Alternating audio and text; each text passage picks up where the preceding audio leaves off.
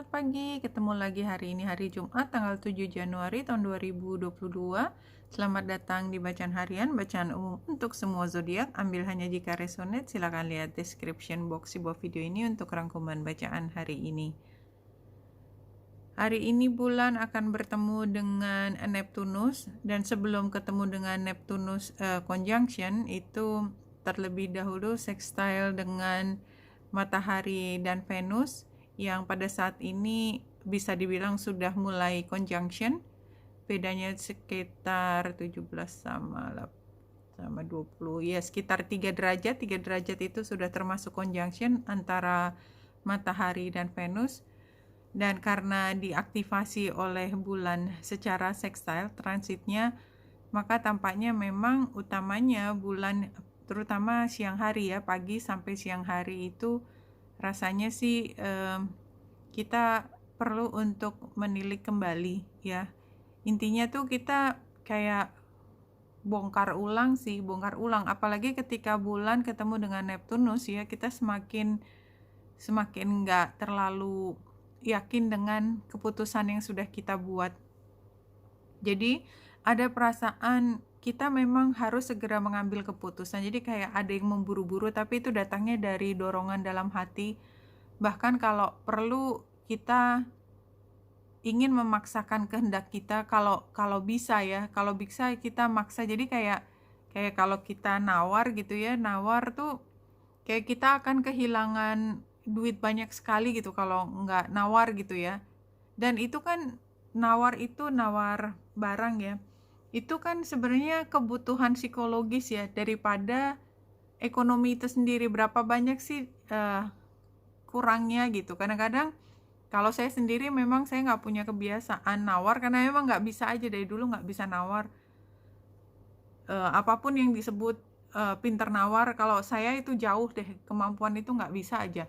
Nah, itu kan juga sebenarnya kalau menurut saya pribadi yang memang di posisi yang melihat bahwa nawar, apalagi di dalam kondisi perdagangan yang kita lihat secara sosial ekonomi juga udah nggak setara. Saya selalu merasa, seberapapun saya merasa orang lain bilang saya rugi, saya nggak merasa rugi gitu kan. Itu kan hanya masalah psikologis. Tapi buat beberapa orang kemampuan nawar yang setinggi-tingginya gitu, mengambil keuntungan setinggi-tingginya dengan konteks hanya dagangan itu saja, itu adalah kemenangan. Ya, jadi kan itu kembali lagi, setiap orang punya prinsip-prinsipnya sendiri dalam melihat apakah sesuatu itu berhasil atau tidak, beruntung atau rugi. Jadi kayak sebenarnya sama dengan diskon ya. Kalau kita beli pada masa tertentu, diskonnya tinggi dan kita merasa beruntung dengan membeli sesuatu. Kalau saya nggak beli gitu, saya merasa bahwa lebih beruntung nggak beli, karena saya nggak harus beli sama sekali, nggak keluar duit sama sekali. Kenapa? Karena saya memang nggak punya kebutuhan. Kalau orang yang merasa punya kebutuhan yang sebenarnya juga belum tentu kebutuhan ya, tapi tetap merasa beruntung karena dia sudah mengeluarkan uang, tetapi mengeluarkan uang lebih sedikit daripada yang seharusnya. Seharusnya itu kan ada di kepala juga. Jadi kayak trickster gitu loh. Semua kata-kata, narasi itu membangun konsep kita tentang beruntung atau rugi. Dan itu kan apa yang disebut beruntung sama rugi, selain pengaruh dari kita belajar seperti apa yang namanya untung rugi, kita sendiri juga punya pembelajaran dari kehidupan yang membuat kita berpikir bahwa lebih untung itu ya nggak nawar. Misalnya kalau saya begitu, karena saya merasa bahwa kelebihan duit itu saya berikan ke tempat yang benar, daripada saya harus nyari lagi channel di mana saya harus memastikan jumlah sekian itu diberikan pada pihak tanda petik yang memang seharusnya mendapatkan zakat atau sedekah atau apapun itu. Buat saya jauh lebih simpel, nggak nawar begitu. Nah, itu kan juga sesuatu yang sangat pribadi. Saya nggak tahu kenapa saya cerita tentang diri sendiri, tapi prinsip dari saya bicara ini adalah ketika kita menyadari bahwa untung, rugi, semua yang bernilai itu adalah produk dari pembelajaran narasi yang sudah kita bangun sendiri. Dan kadang-kadang kita sampai pada satu titik di mana kita mengubah sendiri apa yang kita sebut dengan keuntung rugian tersebut. Itu yang saya lihat. Kalau dari gambar di sini, jadi kan gambar bintang itu kan sebenarnya idealisme. Kita potong-potong dulu aja, idealisme. Gambar beruang itu adalah pihak yang berpengaruh, entah dari luar ataupun dari dalam. Tapi ada kekuatan di situ, kekuatan mengambil keputusan, leadership atau keberanian. Rumah itu adalah perasaan kita menjadi diri sendiri, apa adanya, sesuai dengan panggilan hati kita, dan kita bisa melakukan apa sesuai dengan perasaan kita. Jadi kalau menurut saya, ini adalah ketika kita sudah mengambil ide ideal itu menjadi bagian dari kita, tanpa kita harus berkonflik dengan apa yang di luar, atau yang di luar kembali ke kita tanpa harus berkonflik. Kita mencerap energi itu menjadi milik kita sendiri. Oke, kalimatnya agak rumit. Intinya adalah kita punya keyakinan bahwa keputusan kita adalah yang terbaik untuk kita, dari manapun sumbernya. Tetapi yang bernilai itu adalah apa yang menurut kita paling bernilai, dan setiap orang punya pendapat yang berbeda tentang apa yang bernilai dalam kehidupan ini.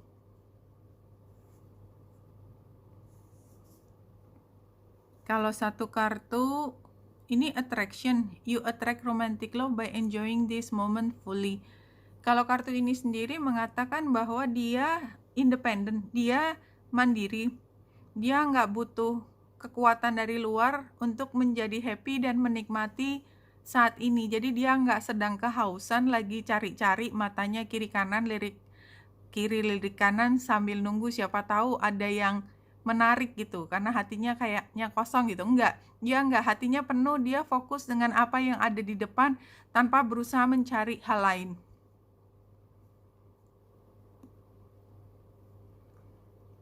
Ini kartu masa lalunya, new beginning. Ini kan seperti yang sudah dibicarakan di beberapa hari yang lalu. Kita kemudian pada hari ini menetapkan intensi kita apa, mau kita apa.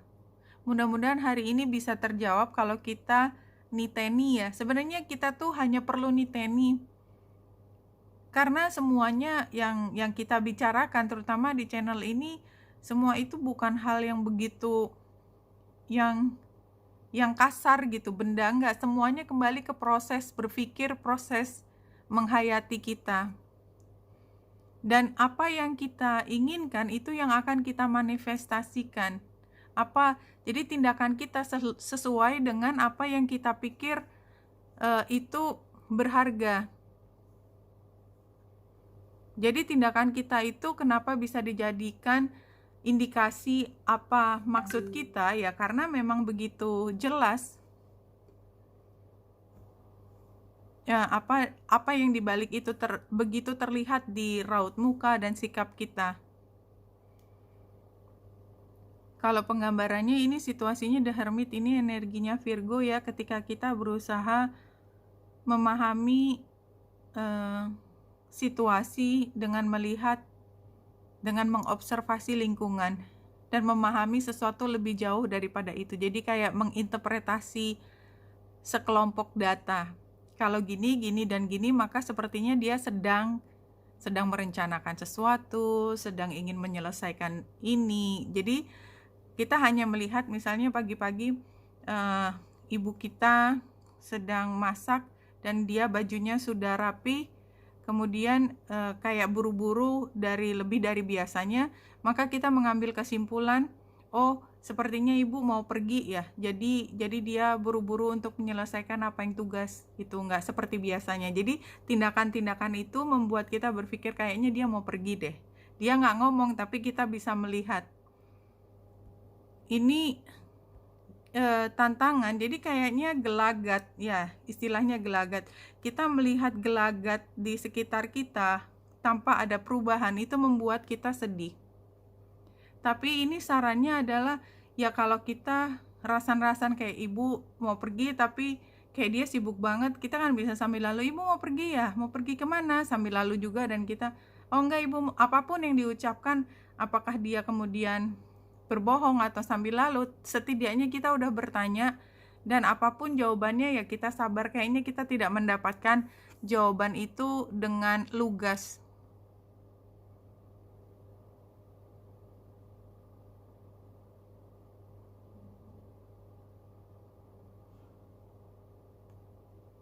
Kalau dari spirit, what you label evil or bad is actually literally part of God. It's all good, it's all God. Jadi kadang-kadang di dalam keseharian kita memberi label ya, ini baik, ini buruk ya. Seperti tadi saya bilang, kalau masalah menawar itu ya, buat saya menawar itu bukan pilihan saya. Buat orang lain tidak menawar itu adalah kebodohan, something like that. Jadi kita bisa kasih label, kan sebenarnya tindakannya satu, tindakannya menawar atau tidak menawar. Kita hanya menilai, menghakimi, yang satu bodoh, yang satu pinter, yang satu baik hati, yang satu pelit banget gitu ya, kayak gitu. Nah, apapun mau pelit, baik hati, itu kan udah yang kita labelkan tadi. Itu sebenarnya ya memang semua orang punya kebiasaannya sendiri, dan nggak ada yang bilang ini benar atau salah gitu ya. Jadi tergantung dari apa yang menjadi pilihan dari setiap orang, intensinya apa, sehingga terwujud dalam tindakan sehari-hari. Kalau saya yang menganggap bahwa menawar itu bukan pilihan saya, karena intensi saya memang mau melepaskan, ya udah itu yang keluar, saya nggak pernah nanya lagi. Kalau orang yang punya skema berpikir bahwa kehidupan itu harus dihitung secara ekonomi, dan itu juga nggak salah ya, itu biasa aja ya. Dia akan melakukan semua tindakan untuk memastikan tindakannya dia efisien dan selalu dengan harga yang terendah untuk mendapatkan keuntungan yang maksimal, dan itu sah-sah banget aja. Oke, Benita Indra di sini, semoga membantu. Salam hati dan cahaya.